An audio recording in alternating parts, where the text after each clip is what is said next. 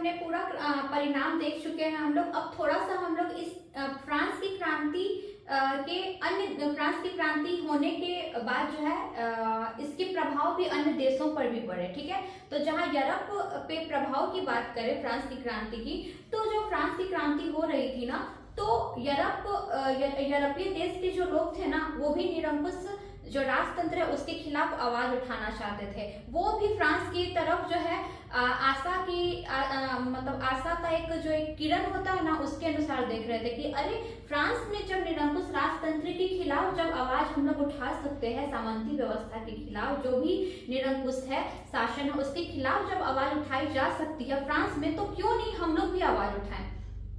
तो इससे जो है अन्य यूरोपीय जो भी कंट्री के जो लोग हैं वो भी अवेयर हो गए कि अब फ्रांस की क्रांति के जैसा जो है हम लोग के भी देश में क्रांति होनी चाहिए और निरंकुशता के खिलाफ हम लोग को भी एकजुट हो जाना चाहिए। ठीक है, एक देखते हैं हम लोग इटली में भी प्रभाव होता है। जब फ्रांस की क्रांति जब हुई तो इटली उस टाइम एकीकृत नहीं था, लेकिन जब फ्रांस की क्रांति जब होती है तो इटली पर भी इसका प्रभाव पड़ता है। और इटली इस तरह से क्या होता है, जब मतलब आगे चलकर हम लोग देखते हैं कि इटली में एकीकरण जो है एक संभव हो जाता है, क्योंकि फ्रांस की क्रांति का प्रभाव इटली के एकीकरण पर भी पड़ता है। और जर्मनी की बात करें तो जर्मनी भी इससे अछूता नहीं रहता है। यहाँ तक कि नेपोलियन क्या करता है, जब 300 राज्यों में जो विभक्त रहती है जर्मनी, ठीक है, 300 राज्यों में जर्मनी जब विभक्त रहती है तो नेपोलियन क्या करता है, 39 राज्यों का एक संघ बनाता है। तो क्या 39 राज्यों में उसको क्या करता है, एकजुट कर देता है। उसके बाद हम लोग पोलैंड की तरफ देखें तो नेपोलियन जो क्या करता है, पोलैंड को भी एक संयुक्त रूप से एक परिदृश्य स्थापित करता है कि उसके बाद देखते हैं जो प्रथम विश्व युद्ध जब होता है तो पोलैंड भी क्या होता है, एकजुट हो जाता है। उसके बाद हम देखते हैं पोलैंड वाला भी देख लिया हम लोग कि पोलैंड पर भी प्रभाव पड़ता है। उसके बाद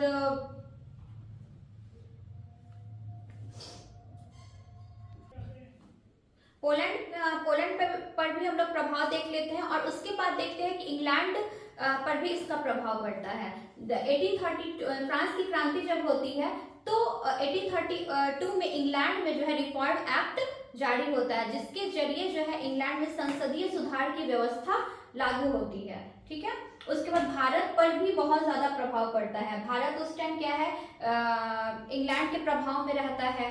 ठीक है, विदेशी शक्तियां इसे घेरी रहती हैं। तो उस टाइम टीपू सुल्तान रहते हैं, टीपू सुल्तान मैसूर के शासक रहते हैं। वो क्या करते हैं, जैकोबिन क्लब के सदस्य बन जाते हैं और भारत को एक तरह से निरंकुशता के खिलाफ, जो भी उनका शोषण हो रहा होता है उसके खिलाफ एकजुट होते हैं। यहाँ तक कि राजा राम मोहन राय की बात करें तो राजा राम मोहन राय भी फ्रांस की क्रांति से बहुत जो है इंस्पायर्ड रहते हैं। तो इस तरह से देखते हैं कि जहां फ्रांस की क्रांति ने अपने लोगों को अपने देशवासियों को जो है एक शोषणकारी दमनकारी नीतियों के खिलाफ जो आवाज तो उठाई और अनेक तरह की अव्यवस्था के खिलाफ वो क्या करते हैं, अव्यवस्था के खिलाफ आवाज उठाते हैं और बहुत सारे कानून बनाते हैं। बहुत सारे उतार चढ़ाव भी हम लोग देखते हैं। ठीक है, तो अन्य देशों पर भी हम लोग प्रभाव देख लेते हैं कि किस तरह से पूरी तरीके से जो भी 18वीं सदी में उथल पुथल हो रही होती है,